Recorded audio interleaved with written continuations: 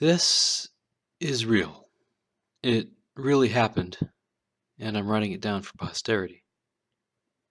So I live in a loft conversion near downtown Seattle that was originally a 100-year-old paper and burlap factory. My girlfriend and I threw a small Halloween party Saturday night, like we do every year.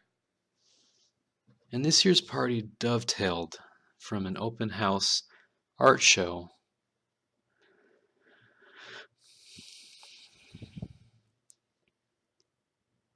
And this year's party dovetailed from an open house art show in the building.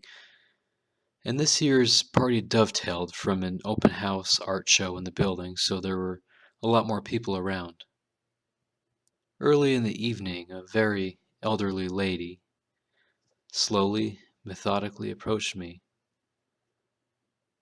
with an exasperated look on her face and pulled me away from the crowd. "This is the Bemis factory, isn't it?" she asked with a freaked out look on her face. She introduced herself as Ms. Janice Schroeder, and as it turns out, she used to work at the factory in the very space we were standing in as a machine operator. She hadn't recognized the building from the outside, and just realized where she was as she was walking around the interior of my place. She took me by the hand and excitedly pointed out all the places where things happened in the building. "This is where we stood in the morning lineup. This is where we hid the racing forms, and this is where we snuck our smoke breaks." We chatted for a long time as she told me the most interesting stories, but I wasn't prepared for the last one she was saving up. I wasn't prepared for the last one she was saving up. She leaned over me and pulled me in close. Her mouth kind of trembled as she whispered, the way old ladies with secrets only whisper. "Did you ever find a finger?" she asked me. After repeatedly exclaiming, "A finger?" and "Did I ever find a finger? Is that what you just asked?" She pinched my elbow, like that's another thing really old people do, and slowly dragged me into a small corner of my hallway near my bathroom and pointed at the floor. "It happened there," she said gravely as she started to explain. She started rambling about an employee named Bud Lundberg, who had been with the company for years and had a rep for being a bit of a troublemaker. He was having a bad day, as she recounted, having probably stayed out late the night before. It was still early morning when the clanking sounds of the machines.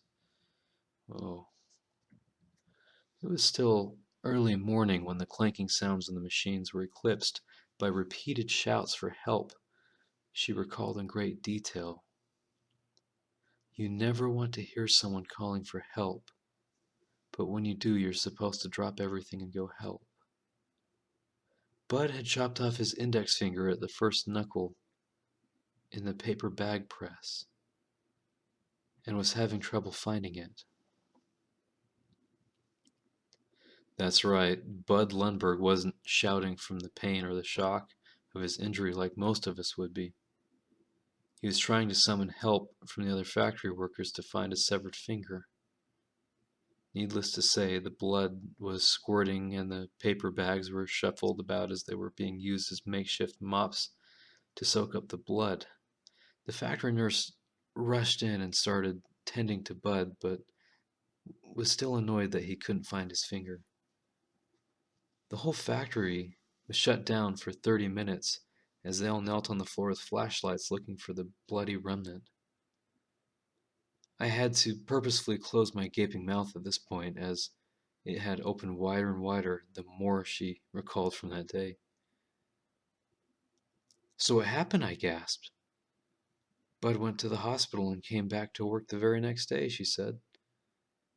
"And what about the finger?" "We never found it."